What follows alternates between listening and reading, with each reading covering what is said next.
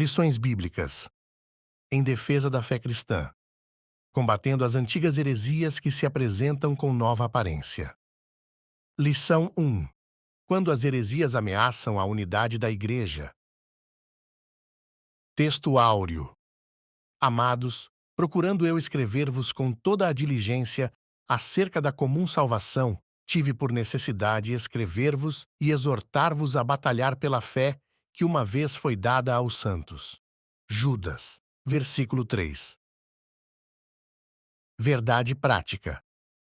Heresias são crenças e práticas contrárias ao pensamento bíblico que distorcem os pontos principais da doutrina bíblica. Leitura bíblica em classe. Atos, capítulo 20, versículos de 28 a 31. 1 Pedro, capítulo 3, versículos 15 e 16. 2 Pedro, capítulo 2, versículos de 1 a 3. Atos, capítulo 20. Olhai, pois, por vós e por todo o rebanho sobre que o Espírito Santo vos constituiu bispos, para apacentardes a Igreja de Deus, que ele resgatou com seu próprio sangue. Porque eu sei isto, que, depois da minha partida, entrarão no meio de vós lobos cruéis, que não perdoarão o rebanho, e que, dentre vós mesmos, se levantarão homens que falarão coisas perversas, para atraírem os discípulos após si. Portanto, vigiai, lembrando-vos de que, durante 3 anos, não cessei, noite e dia, de admoestar, com lágrimas, a cada um de vós. 1 Pedro, capítulo 3. Antes, santificai a Cristo, como Senhor, em vosso coração, e estais sempre preparados para responder com mansidão e temor a qualquer que vos pedir a razão da esperança que há em vós, tendo uma boa consciência, para que, naquilo em que falam mal de vós, como de malfeitores, fiquem confundidos os que blasfemam do vosso bom procedimento em Cristo. 2 Pedro, capítulo 2. E também houve entre o povo falsos profetas, como entre vós haverá também falsos doutores, que introduzirão encobertamente heresias de perdição e negarão o Senhor que os resgatou, trazendo sobre si mesmos repentina perdição. E muitos seguirão as suas dissoluções, pelos quais será blasfemado o caminho da verdade. E, por avareza, farão de vós negócio com palavras fingidas, sobre os quais, já de largo tempo, não será tardia a sentença, e a sua perdição não dormita. Introdução. Heresias são crenças e práticas contrárias ao pensamento bíblico, pois elas distorcem os pontos principais da doutrina cristã, confrontam o cristianismo histórico e criam um problema para as igrejas e as famílias. As heresias da atualidade são as mesmas da antiguidade, mas com uma roupagem nova, que foram rejeitadas pelos apóstolos e primeiros cristãos, pois nada há novo debaixo do sol.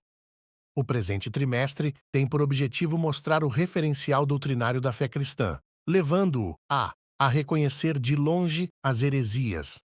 Esta primeira lição é um estudo sobre o problema das heresias nas igrejas e a nossa responsabilidade na defesa da fé.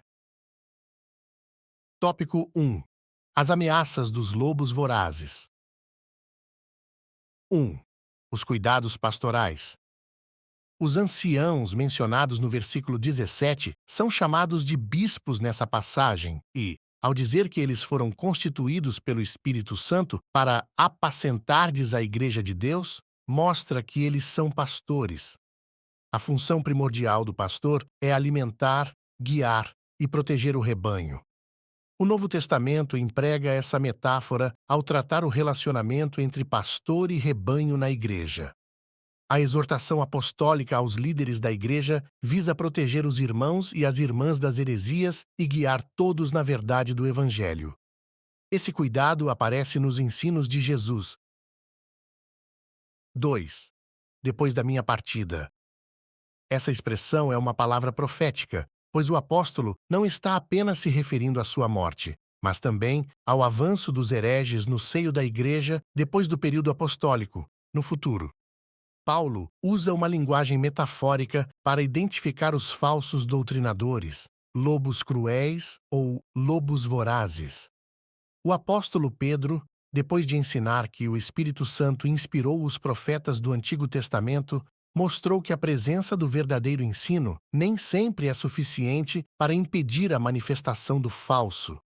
Tanto que, ao falar a respeito dos profetas legítimos dentre os hebreus, ressaltou que também havia entre o povo falsos profetas, como haveriam de surgir com o tempo, no meio da igreja, falsos mestres. Na verdade, eles já estavam presentes no período apostólico. 3. A origem dos falsos mestres. 2 pontos surpreendentes, nessa parte do discurso, nos chamam a atenção. Primeiro, os lobos vorazes surgem de dentro da própria igreja, dentre vós mesmos. E, segundo, se levantarão homens que falarão coisas perversas para atraírem os discípulos após si. Os discípulos deles ainda estão por aí. Entre eles estão os que se posicionam acima das Escrituras, os quais, sem o menor pudor espiritual, usam as redes sociais para corrigir a Bíblia e discordar abertamente dos profetas e dos apóstolos bíblicos. Tais pessoas consideram seus discursos modernos e a mensagem da Bíblia desatualizada. Em razão disso, oferecem um novo evangelho. Em face disso, vemos a importância de estudar um campo da teologia denominado de apologética para orientar os crentes dos nossos dias. Sinopse 1. Os lobos vorazes surgem de dentro do povo de Deus. Por isso, a apologética é tão necessária. Tópico 2. O que é apologética? 1. Definição.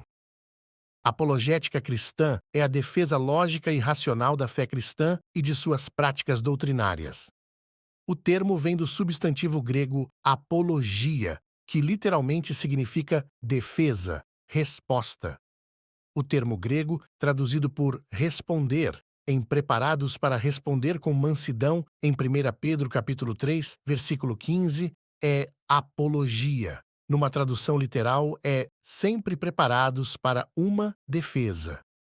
A versão bíblica chamada de Nova Versão Transformadora emprega o verbo explicar, assim, sempre preparados para explicá-la. A apologética mostra que o cristianismo é racional. Os dados da revelação podem ser explicados de maneira metódica e sistemática, portanto, aceitável. Jesus disse que devemos amar a Deus de todo o nosso coração e de todo o nosso entendimento. Isso ensina que devemos amar a Deus por completo, com o corpo, as emoções e o intelecto. 2. A que defesa Pedro se refere? Há quem argumente que essa defesa seja uma resposta a uma acusação, visto que essa mesma palavra, apologia, aparece, nesse sentido no Novo Testamento, como defesa de uma acusação tanto formal como informal. O versículo 16 fala do bom testemunho cristão que serve para provar a inconsistência das acusações contra os crentes. Mas não parece ser esse o caso, porque a defesa, resposta ou explicação nessa passagem é sobre a razão da fé dos cristãos. E isso diz respeito à doutrina cristã. Ainda que Pedro esteja se referindo à resposta a uma acusação formal num ambiente hostil, não deixa de ser uma oportunidade para a defesa da fé cristã, como aconteceu com o apóstolo Paulo diante de Festo e de Agripa na mesma audiência. 3. Por que devemos combater as heresias? A. Para defesa própria. Os cristãos devem estar informados daquilo que os vários grupos ensinam e saber a forma de refutá-los biblicamente. B. Para ajudar os outros na compreensão da própria fé, principalmente os que rejeitam pontos fundamentais da fé cristã e, muitas vezes, de forma inconsciente, pois sabemos que existem muitas pessoas sinceras as quais buscam servir a Deus e precisam conhecer a sua palavra. Esse debate sobre as crenças deve ocorrer de maneira respeitosa e com argumentos e fundamentação bíblica, respondendo às objeções contra a fé cristã. O êxito dessa luta é garantido quando se está nos domínios do Espírito Santo. Sinopse 2. O cristão é chamado a responder de maneira respeitosa às objeções contra a fé cristã. Tópico 3. O que são heresias? 1. Seitas e heresias.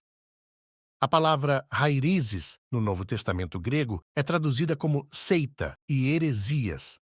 É verdade que o cristianismo foi também chamado de seita, mas por não cristãos, pessoas que não conheciam as verdades do Evangelho de Cristo e que se opunham a ele. A palavra seita é usada para designar as religiões heterodoxas. É um termo já desgastado, trazendo em si, muitas vezes, um tom pejorativo. Por isso devemos saber quando aplicá-lo. 2. Rairizes no Novo Testamento. Esse vocábulo aparece com o sentido de partido, espírito sectário e nem sempre representa uma ruptura com o sistema convencional de determinada comunidade. Os saduceus e os fariseus eram seitas que formavam facções dentro do próprio judaísmo. E a versão bíblica Nova Almeida Atualizada traduz por partido. Paulo adverte para que não haja no seio da igreja essas divisões rairizes e condena as inovações doutrinárias que causam divisão ou dissensão. 3. Heresias de perdição. É nessa passagem que Haireses apresenta o sentido de erro doutrinário como a heresia, propriamente dita, no campo teológico que nós conhecemos hoje. As heresias distorcem os pontos principais da doutrina cristã no que diz respeito a Deus. Trindade, o Senhor Jesus Cristo e o Espírito Santo. Ao ser humano. Natureza, pecado, salvação, origem e destino. Aos anjos. À Igreja e às Escrituras Sagradas. O mais grave erro é quando diz respeito à divindade e interfere na salvação, pois não existe salvação sem Jesus. Sinopse 3. O apóstolo Paulo adverte acerca das divisões no seio da Igreja e condena as inovações doutrinárias que causam dissensões. Conclusão. Os apóstolos responderam aos opositores da fé cristã e lançaram a base da nossa teologia. Todos os escritos do Novo Testamento mostram essa luta acirrada contra as falsas doutrinas. É, pois, tarefa da Igreja atual batalhar pela fé que uma vez foi dada aos santos. Finalizamos com a seguinte pergunta para reflexão: estamos a fazer pela verdade o que esses agentes da heresia fazem pela mentira?